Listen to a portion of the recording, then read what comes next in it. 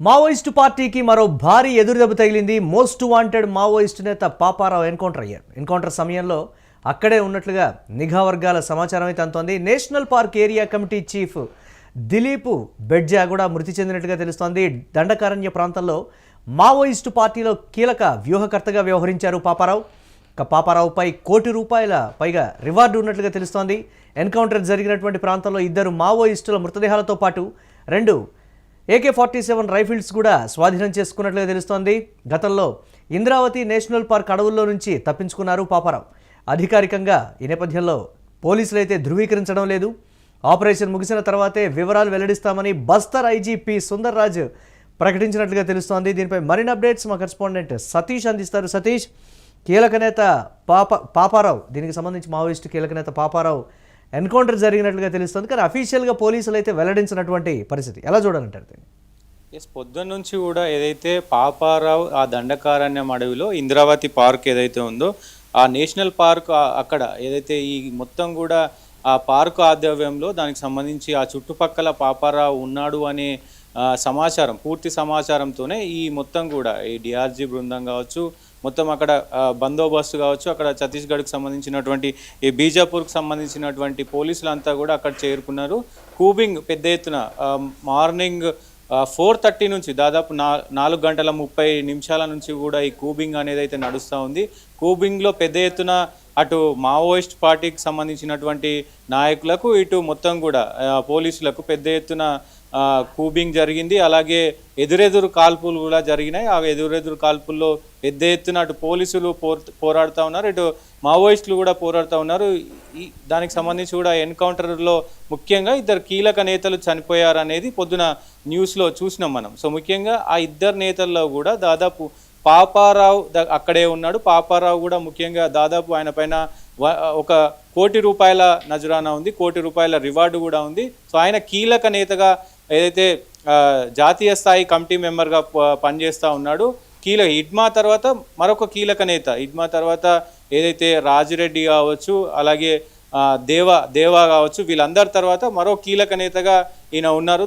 ఈయనకు సంబంధించి కూడా పెద్ద ఎత్తున ఇప్పటికే రివార్డులు, అవార్డులు కూడా ఉన్నాయి. దీనికి సంబంధించి ఆ సమాచారం అందుకొని మొత్తం కూడా అక్కడ బీజాపూర్కు సంబంధించినటువంటి మొత్తం గాలింపు చర్యలు చేపట్టారు. అక్కడ ఈ మృతి చెందిన వాళ్ళలో పాపారావు కూడా ఉన్నాడు అనేది సో అన్ని మీడియా ఛానల్లో, అన్ని ప్రసార మాధ్యమాల్లో అయితే ప్రచురిస్తున్నప్పటికీ అక్కడ డీజీపీ చెప్తున్న దాని ప్రకారం అయితే డీజీపీ స్పష్టంగా చెప్తా ఉన్నారు.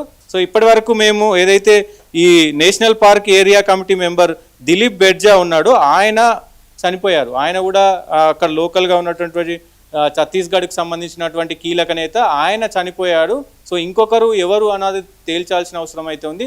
పాపారావు మాత్రం అక్కడ ఏదైతే ఎదురు కాల్పులు జరిగినాయో అక్కడ ఆయన ముఖ్యంగా అక్కడే ఉన్నాడు. కదలికలు మేము చూసాము, పాపారావును కదిలకు మాకు తెలిసినాయంటూ కూడా వాళ్ళు చెప్తున్న పరిస్థితి అయితే ఉంది. కానీ అధికారికంగా పోలీసులు ఇప్పటి వరకు ఎక్కడా కూడా పాపారావు చనిపోయాడు అని చెప్పలేదు. పాపారావు అక్కడ ఉన్నాడని, అంటే ఎదురుకాల్పులు జరుగుతున్నప్పుడు అక్కడ పాపారావు ఉన్నాడు. ఎదురుకాల్పుల్లో చాలామంది నక్సల్స్తో పాటు అక్కడ మావోయిస్టులతో పాటు ఈయన కూడా ఉన్నాడు అనేది ఒక చర్చనీయాంశమైంది. మరి ఆ డెడ్ బాడీని ఇంకా గుర్తించే పనిలో ఉన్నారు. అధికారికంగా వెల్లడించే అవసరం అయితే ఉంటుంది. కానీ ఇప్పటికే అన్ని మీడియా ఛానల్లో ఇప్పటికే మరి పాపారావు చనిపోయాడు అన్నారు.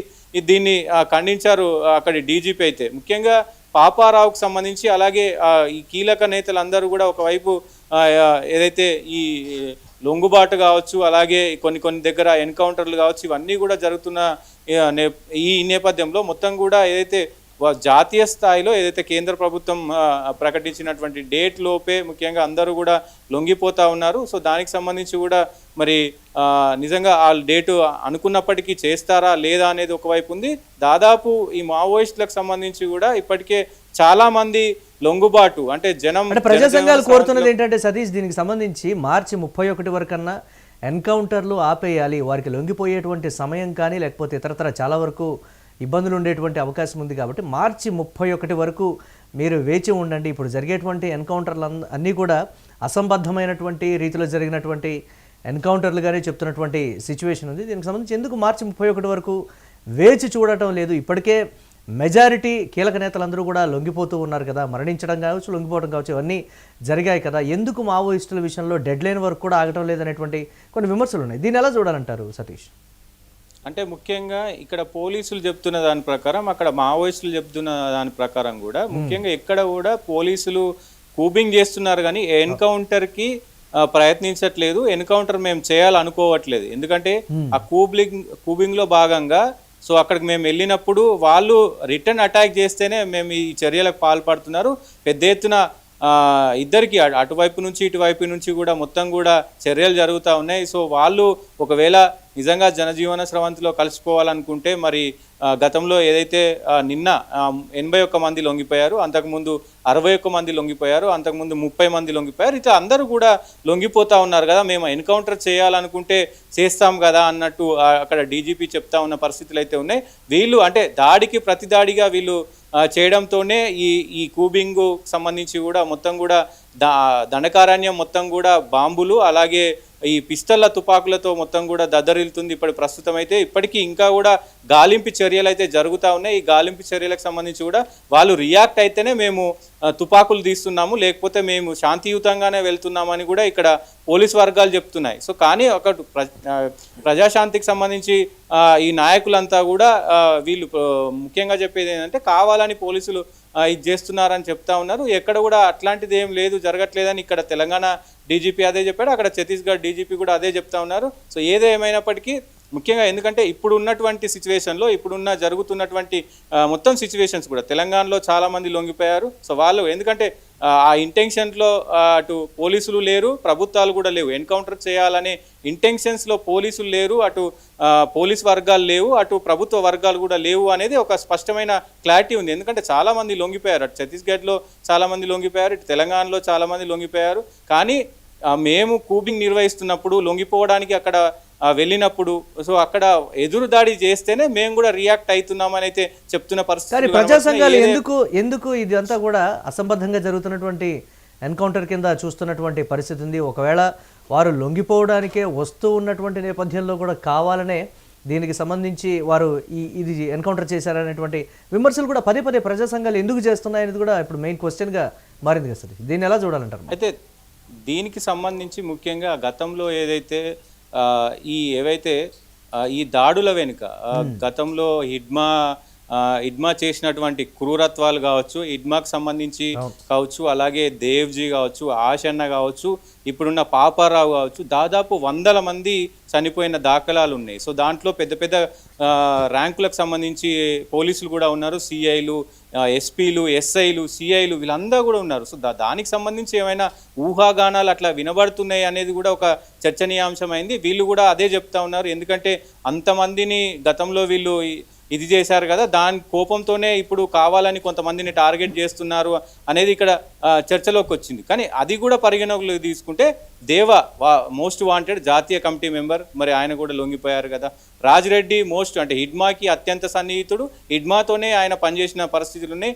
ఇడ్మా అలాగే రాజిరెడ్డి పక్కపక్కనే అంటే చాలా రోజులు వర్కింగ్ కమిటీలో పనిచేశారు. సో అట్లాంటి అయినా కూడా లొంగిపోయారు కదా. మరి దీన్ని మాత్రం అంటే వాళ్ళు ఎదురుదాడి చేస్తేనే పోలీసులు కూడా ఎదురుదాడి చేస్తున్నారు అనేది కూడా ఒక చర్చగా చూసుకోవచ్చు. ముఖ్యంగా ప్రభుత్వం ఇటు పోలీసులు కూడా అంటే మావోయిస్టులను కానీ నక్సలిస్టులను మొత్తం కూడా మేము చంపాలని మాకు ఎజెండా కాదు, మేము నక్సలిజాన్ని మావోయిస్టిజాన్ని చంపడమే అంటే మావోయిస్ట్ ఆ భావజాలాన్ని చంపడమే కీలకంగా తప్ప మా ప్రజల్ని చంపడం కానీ అక్కడ మావోయిస్టులను చంపడం కానీ మా ఎజెండా కాదు అంటూ కూడా ప్రభుత్వం చెప్తుంది, ఇటు పోలీసులు కూడా చెప్తా ఉన్నారు. Right, thanks for updates Satish. ఇక మావోయిస్టు పార్టీకి మరో భారీ ఎదురుదెబ్బ అయితే తగిలింది. మోస్ట్ వాంటెడ్ మావోయిస్ట్ నేత పాపారావు మృతి చెందినట్లుగా తెలుస్తోంది. ఎన్కౌంటర్ సమయంలో అక్కడే ఉన్నట్లుగా కూడా నిఘా వర్గాల సమాచారం. National park area committee chief Dilip Bedja కూడా మృతి చెందినట్లుగా తెలుస్తోంది. దండకారణ్య ప్రాంతంలో మావోయిస్టు పార్టీలో కీలక వ్యూహకర్తగా వ్యవహరించారు పాపారావు. ఇక పాపారావుపై ₹1 కోటి రివార్డ్ అయితే ఉంది. ఎన్కౌంటర్ జరిగినటువంటి ప్రాంతంలో 2 మావోయిస్టుల మృతదేహాలతో పాటు 2 AK రైఫిళ్లు కూడా స్వాధీనం చేసుకున్నట్లుగా తెలుస్తుంది. గతంలో ఇంద్రావతి నేషనల్ పార్క్ అడవుల్లో నుంచి పాపారావు తప్పించుకున్నారు. అధికారికంగా ఈ నేపథ్యంలో ఎన్కౌంటర్ని అయితే పోలీసులు ధృవీకరించడం లేదు. ఆపరేషన్ ముగిసిన తర్వాతే వివరాలు వెల్లడిస్తామని కూడా బస్తర్ ఐజీపీ సుందర్ రాజ్ ప్రకటించినటువంటి పరిస్థితి ఉంది.